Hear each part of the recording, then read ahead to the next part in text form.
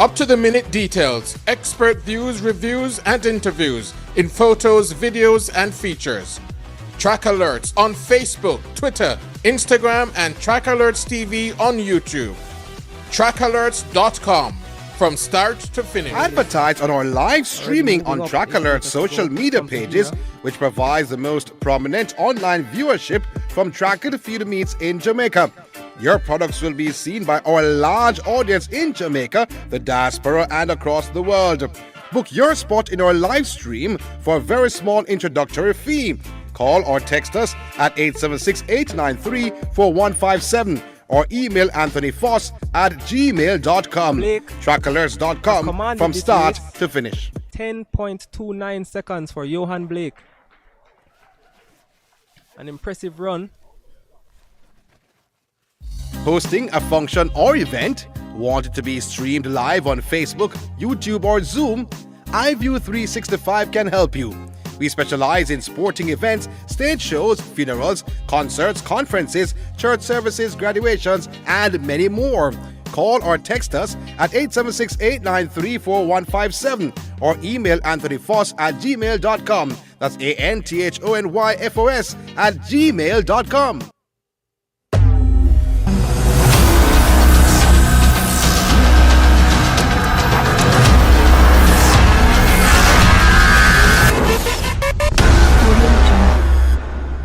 From the sand pits of St. Elizabeth Technical High School to the global stage, Rochelle Farquharson has consistently pushed boundaries.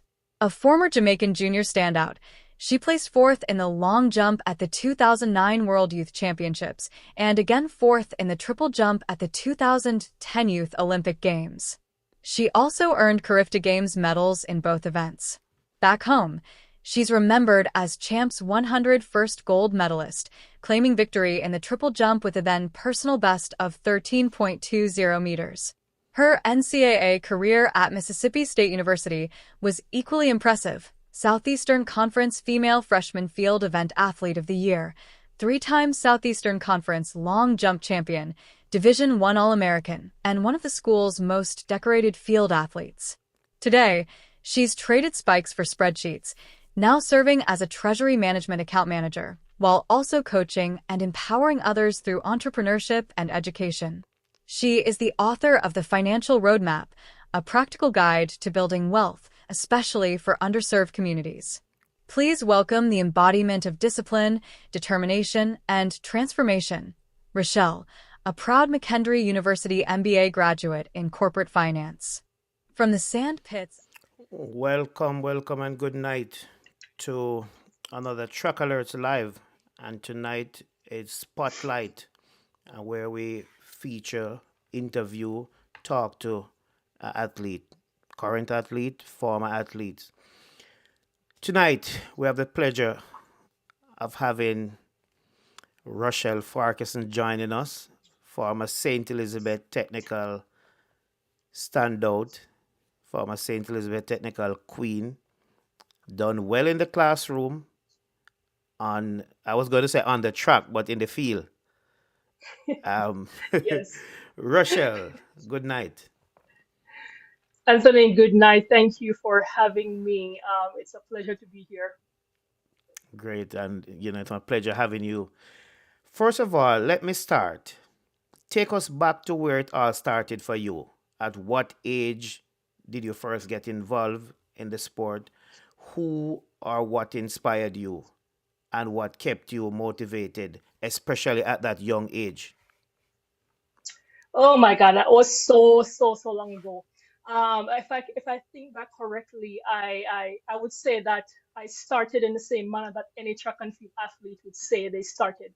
As a little kid, you're running around with your friends, chasing dogs chasing you, and you find out that hey, you need to be in front or else you're gonna get bitten. But it started back for me at about 6 years old when I started primary school. So I went to Austin Primary School in Marysville, St. Elizabeth. And you have your yearly sports day, and you realize that hey, you're running a 30 meters, 50 meters, and I realized that hey, girl, you have a lot of speed on you. So that's kind of where my introduction to running slash track Mm-hmm. and field started. Okay. And did you participate at the primary champs and those stuff like that? I did not actually. So my first recollection of track meet was at the All Park Sports Complex in Maine. So at that time, when I was about 7 or 8, when I went to that first track meet, I ran up the 100 meter, and I finished about fifth or sixth. But I was excited because that was my first competition. Mm-hmm. So that's kind of where it started. What at that time did you have a role model? Were you um, inspired by someone at that young age? Not necessarily, no. I didn't have any athletes in my family. But it was just the love for running. At school, I was one of the faster girls at school, so I loved the competition. I was very competitive. I can remember since I've been younger. I didn't necessarily know anyone or watch track and field on TV at that time. I just enjoyed running at school. Mm-hmm. And I think what inspired me, I think the inspiration came when I actually started sets about 5 years later. Wow. And even at the time when you were doing, uh, well, don't curse me on this one, but I don't I don't know if it was GSAT. I'm Yes, sure I'm GSAT. sure it wasn't PEP. GSAT, yes. So at that time, you weren't thinking that I want to go to States because they have a track and field program or anything like that. No, absolutely not. I really didn't think about, okay, I'm choosing.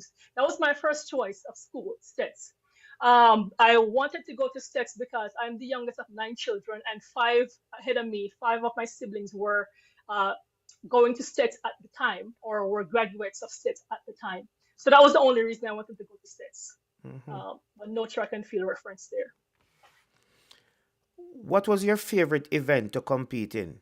And I know you do the triple jump and the long jump, and you would have Hmm. excelled in the triple and the long. Hmm. Which was your favorite event? Most. So, a lot of people, like you said, knew me for jumping, but before I actually got into jumping, I was a runner. So I got introduced when I went to sets in the seventh grade. I went to Mr. Milton Brown's PE class, and he made us run a 100 meter. And of course, I won that race. And he said, you know what? You should come to training. So that's kind of how I got into track and field. And I ran hurdles. I ran the 100 in class 4 and class 3 at champs before I actually got good at the long and triple jump that I started focusing on from class 3, second year class 3 going up. But I love the hurdles actually. Going in, and then of course after I got my stride in the jumps, I preferred the triple jump. Hmm. The triple jump indeed. And of course, from States champs, talk a little bit about your time at champs. Oh my God, it was incredible. And if any athlete and or spectator know what the atmosphere at Champs is, it's incredible. It's the highlight, one of the highlights of my high school career. And Champs was the building block, the springboard for Rochelle being a good and great athlete. Going in, I didn't do so well at class 4 coming in new, but as the years went by, I got my stride, I got my form, and I got developed by my coaches, Kerry Ricketts, Milton Brown, and it became spectacular. I loved it. Loved it indeed.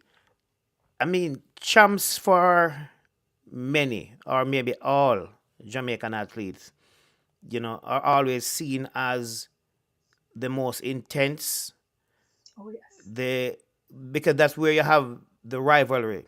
And even though you were Oh yeah. going to States at the time, and States didn't have a chance of winning girls champs, Right. what was your main aim? What was going through your mind at that time? So several things. The first thing was to make my contribution, to make my mark, but also give my points in the contribution to states being, in the top 10 or the top 5. We knew that, Homewood, Edwin, and all those schools were up there in terms of winning, but I wanted to go in and make my mark, to leave my records, to win my medals, and to put my school on the board. Hmm.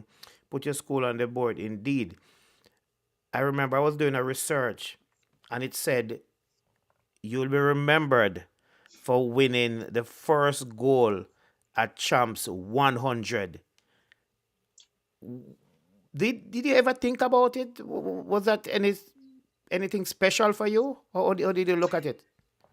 Going in, I didn't think about it, but after the fact, yes, that's not something you can erase. Winning the first medal in the girls' open triple jump, that was indeed special. I wanted to break the record at the time, but I didn't actually get to that point. But it will forever be a memory, a great memory for me. So yeah, that's how I think about it. Hmm. Let's talk a little bit now about representing Jamaica. Winning medals at Carifta. How talk a little bit about your time representing Jamaica at Carifta, and you hmm went to the World Youth Championships and you just missed a medal. Yes. Carifta, oh my goodness. I look forward to Easter every year for Carifta. I started 2008 was my first Carifta Games. That was in St. Kitts and Nevis. And I was excited. My first time representing Jamaica.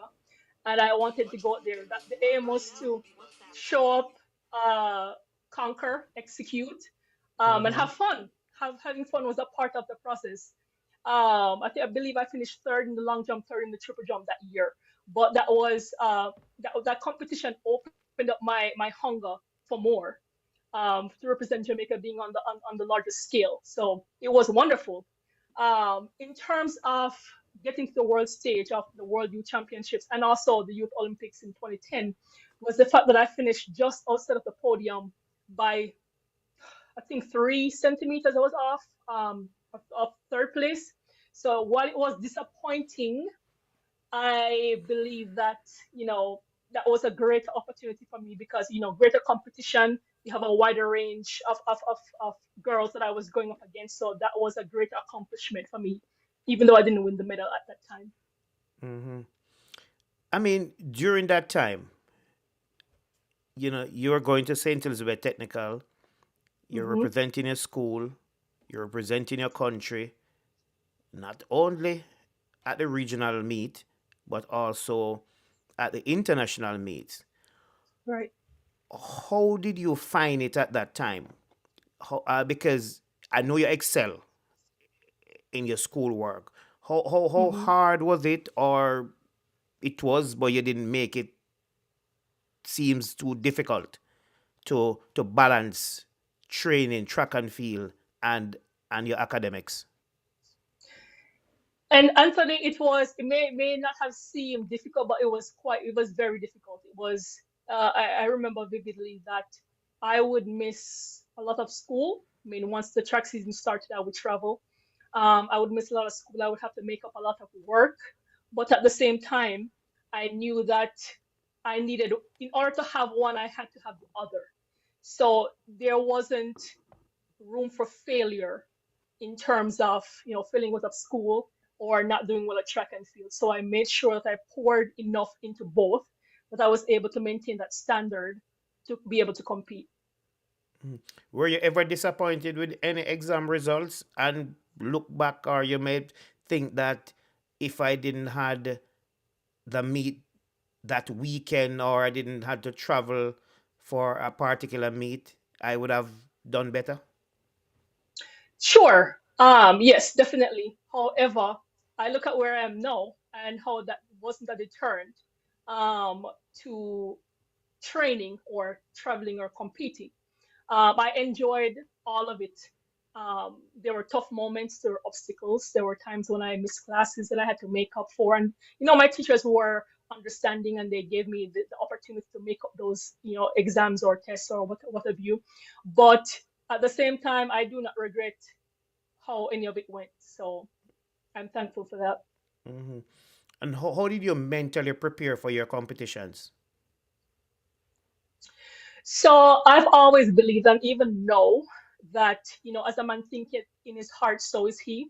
So I've always maintained a positive attitude or positive mindset that, as long as I know that coming in, if I put in the work, I put in the background training, coming in, my confidence is always high. If I'm coming in healthy and I knew that, hey, we're putting some major work, then that's a plus coming in just by thinking and believing that. But I also usually before, even high school, college, any competition that I've been in, I've ensured that I visualize myself winning. I've always had a winner's mindset. So I said to myself, okay, I put in the work, I'm coming in confident, I am healthy, make the results speak for itself. That's kind of how I look at it. Hmm. Which led me to ask the next question. What was the toughest part of being a track and field athlete? Oh my gosh, the toughest part of being a track and field athlete. I think that the toughest part was understanding that track and field would be my entire world. It my life revolved around track and field. What I ate, how I thought, taking care of myself physically, mentally, spiritually. Um, it's just an all around care that you have to, pour into yourself that is not necessarily easy. I had to sacrifice a lot. You want to go out with your friends, but you can't go out with your friends. You have to go to bed. You have to think Hmm. about training, and that it's your life. It takes over your life. So that was the Taking over, toughest part. yeah, taking over your life indeed. At that time, at Stets, outside of track and field and making sure Mm-hmm. you are studying, you are doing your schoolwork, were there any other activities you were involved with in your community or church anywhere? So I grew up in a very strict religious household. So outside of school, it was church and library. I grew up next to a library, so I would partake in all the summer programs there.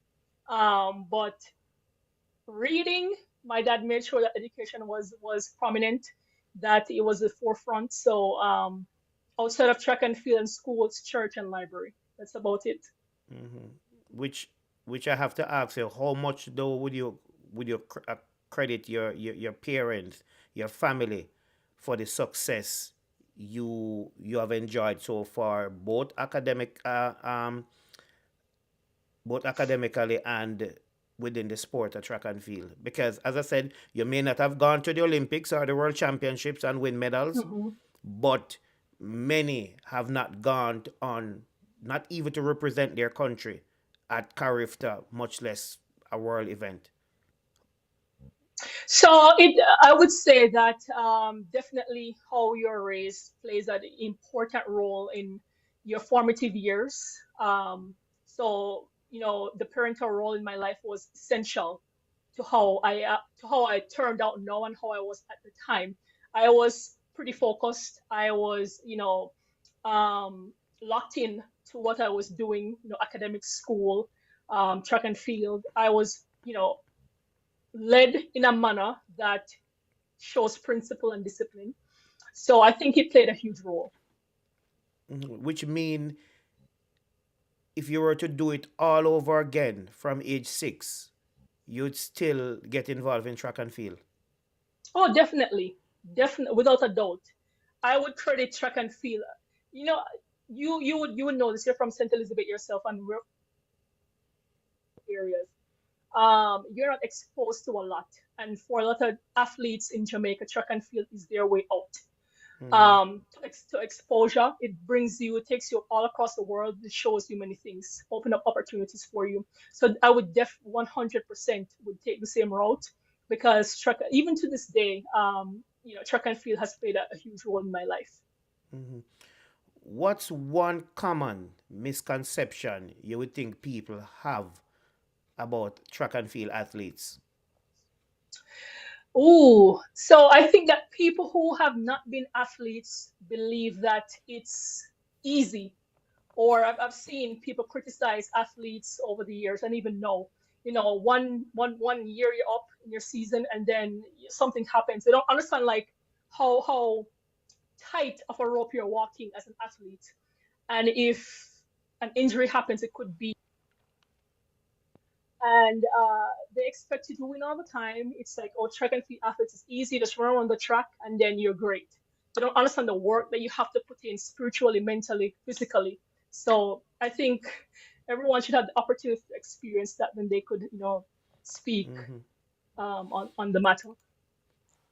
During a regular training day or a meet day, what are some of the songs that always have to be in your headphones? So I think one in particular is Eye of the Tiger by Survivor. So that song in particular, I listen even now. Before I step into a meeting, before I step into a presentation, I listen to that song because it's highly motivating to me. If you listen to the lyrics of the song, it just speaks to the discipline. It speaks to the level of work and the mind you have to conquer. And I am that kind of person. So that's song. Do you sing? Do you sing? Do I sing? Yeah. I do Are you a not good sing. singer? No, I am not a singer. I leave that to the experts. That's not my field. Okay. If if your life was a movie, which actor would play you and why? Ooh, that's easy. Viola Davis. I love her because her acting shows a level of range and depth that I think I correspond to in how I live my life. She shows levels of strength and also vulnerability, and in her in her interviews and in her real life, she shows that she's a woman of substance, and that's kind of how I try to live my life. So Viola Davis, she's great. And I ask this question to everyone. If it wasn't track and field, which other sport would it be and why? Mm, you know, every time, I mean, even at work and even here in my life, people ask, because in America, children play multiple sports until they figure out, okay, what are they good at? In Jamaica, you typically choose one, which for me was track and field. And I've given it some thought. I think I would play tennis if I wasn't a track and field athlete. Only that the funny thing, many of us, especially our side Mm-hmm. of Jamaica, would that be a little bit more difficult. But you like tennis. Yes. Yeah. Mm-hmm. Balancing academics and athletics. And you would have moved from St. Elizabeth Technical High School to a more challenging school, more Mm-hmm. challenging situation, Yes. and you'd have gone on a scholarship, Yes. which I think would have made it a little more challenging too, or more challenging. So, and as I mentioned before, you excelled in the classroom while performing at a high standard in sport. Mm-hmm. How challenging was it now when you moved from St. Elizabeth Tech to Mississippi? Yes, Mississippi State University, Mississippi yes. State University. Tell us some of the challenges you had there, because as I said, this may be totally different from what Mm-hmm. you would have experienced at STETS, because at STETS you weren't compelled to do what you were doing. You weren't on a scholarship, but having accepted a track and field scholarship now, there are things that are expected of you. Right. Talk to us about especially those early days at Mississippi State University. Yes. Going in, oh my goodness. Number one, the culture shock was something I had to get accustomed to. Moving from Jamaica to the deep south was something that wasn't necessarily pleasant. But in terms of fitting in, the good thing was there were athletes from Jamaica already there. I had a older sister there, but there were other athletes like Dwight Mullings, and other, track and field athletes from Jamaica. So that made fitting a little more streamlined and easier than if I went somewhere where I didn't know anyone. So that helped quite a bit. In terms of the classroom, balancing classroom and track and field, it was much of the same, except of course I had to be more accountable to maintain that scholarship in terms of keeping those grades up and showing up to practice on time and performing on a level I know that I could perform on. So there was that level of challenge going in, but I think that at that time it was an experience that stretched me, pushed me out of my comfort zone. And, I went that year, my freshman year, I did very well on the track, going in, being an SEC champion that year, SEC Field Freshman of the Year that year. So that was an incredible year track and field wise for me. So it wasn't too bad. So you had started out good. Did that put you under any pressure that, hey, freshman of the year, next year I have to do much better, or I want to achieve this, or anything like that? Did you put pressure on yourself? Not quite. I believe I was rolling off the high coming, from high school, coming into freshman year. And unfortunately, I didn't do as well the second year because I had surgery. I had an injury coming off of the track season. So I didn't make it out of first round of NCAAs. But I decided to just put in the work. Like I mentioned before, if I put in the work, then I have no issues being confident about the results. So that's kind of how I thought about it going through college. Was there ever a time, whether in high school or college, when you felt the pressure was just too much and thought about giving up either one, athletics or academics, and say, I can't do this anymore? No. I knew, again, that was my way out, and I was not going. Failure was not an option for me. It's win or win. There was no other option. So I decided to put in the work, put in the discipline, the sacrifice, whatever I had to do or needed to do, I was going to do it to be successful. So that wasn't an option. So that, I would assume then, failure is not in it any at all. That would be one of the main things that help you to stay disciplined, keep you motivated during those demanding years.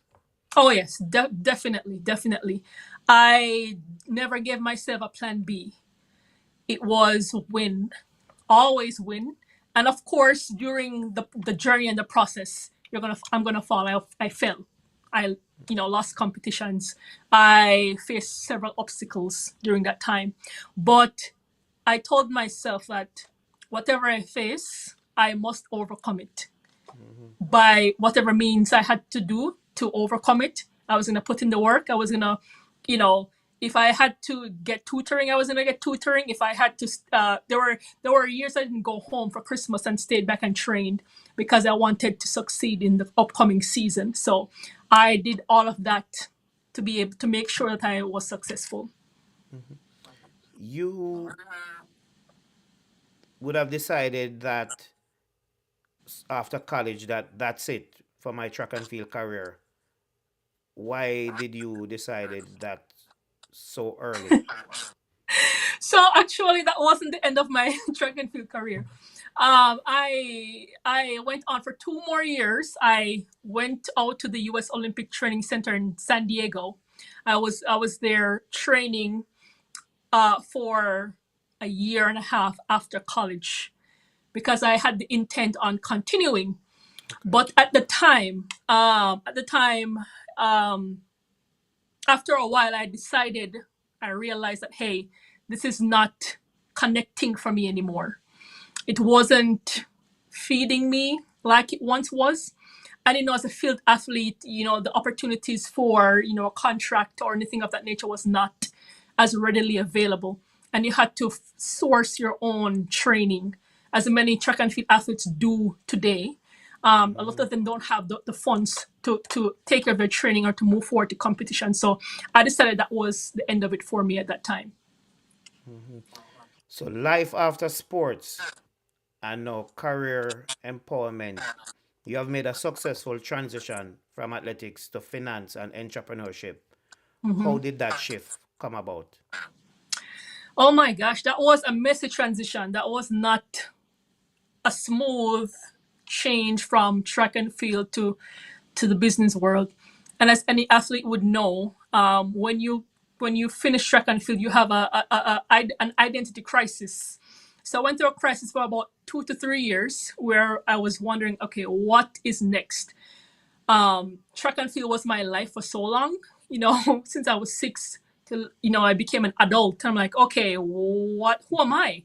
What's this life I'm living right now? So I had to figure that out. And luckily, I'm connected in different networks and stuff like that. So I was able to get into banking and finance. And that's where I started back in 2017 and built my way from there. But it was a rocky transition. Rocky transition indeed. And then you went on. How many books? Your author. How many books now? I've authored 5 books so far. Wow. How are they doing?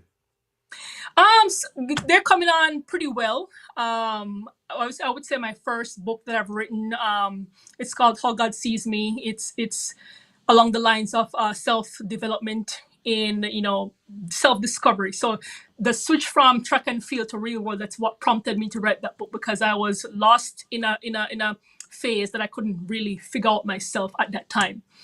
But my 5th book that I just published, it's called the Financial Roadmap. That's about financial literacy. So being in the financial world now, I am transitioning to books catered to the financial world. But in general, writing is going fantastic. Where can people get copies of your books to buy?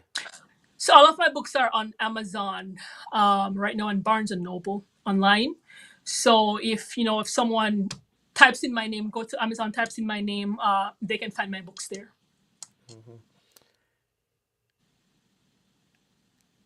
Your work focuses a lot on education and empowerment, right? In helping underserved communities. Why is that mission so important to you? Oh my, that mission is pertinent based on several things. So it starts with me, my background, where I came from. I wasn't exposed to immediate circles or people who were successful in what I would describe as success now at that time. So financial literacy, I knew nothing about growing up in my household. The financial principles that I practice now and teach my clients, I had no clue. How to build businesses, I had no clue. So my aim is to, in that book and in my work now, is to educate people who don't have the financial means or education on how to build their finances, how to use what they earn now to invest and to build generational wealth. So that's my passion for myself and for people who came from where I came from. St. Elizabeth Technical High School graduation 2025. First of all, tell us when you were called about being the guest speaker. What came to your mind? How did you feel at the time? I felt honored. It was an honor. I felt like it was an honor and a privilege, first of all, to be asked. So when Principal Wellington reached out to me about the opportunity, I was ecstatic. For one reason primarily. So when I graduated 15 years ago, I wasn't able to go to my graduation. So in my mind, that was an opportunity to stand there in the presence of those graduates, not only as a person giving them advice or speaking to them, but also feeling that energy that I missed out on my graduation day. So it was pretty special. Wow. And your address was titled From Dream to Reality: The Power of Diligence and Perseverance. What's the key message you hope every young people, not only those who are at graduation, Hmm. but every young people will take away from your speech? Oh my gosh. So there are several things, but I think the biggest point would be talent is not enough. Hard work, diligence, perseverance. I mean, you're going to face so many obstacles in your path in life as you go from stage, from high school to college to work. Whatever track a person takes, they're going to face so many difficulties, challenges that I faced along my path as well. So I wanted them to understand that, where you came from is not an excuse. You could be talented, but if you're not putting in the hard work, if you're not using discipline or sacrifice, you're not going to be successful. So the whole point of the speech was to encourage them to find what they want to do and put in the work and get it done. Yeah, sounds good. And finally, we're up on that time. I mean, we probably have gone a little bit over time, but my final question: what's next for Rochelle, personally, professionally, and as a voice of empowerment? Oh, there's so many things in the pipeline for me, for Rochelle. um I enjoy writing. I love writing. So obviously there are going to be more books in the future. There are several projects. I tend not to speak on things until they manifest and come to fruition. That's kind of how I am. But there are a ton of things that are on the horizon for Rochelle that's coming up that is exciting and that I'm excited about, that will not only serve myself but members of the community. So I'm looking forward to that. Okay, that sounds good. And as I said, you know, we'll continue to look out. We'll continue to support you from afar. You know, I I didn't appreciate it. I didn't attend St. Elizabeth Technical High School. I attended St. Andrew Technical High School. Gotcha. But we are one St. Elizabeth. Mm-hmm. And I Indeed. must say, and I've said it already, I'm very, very proud of you.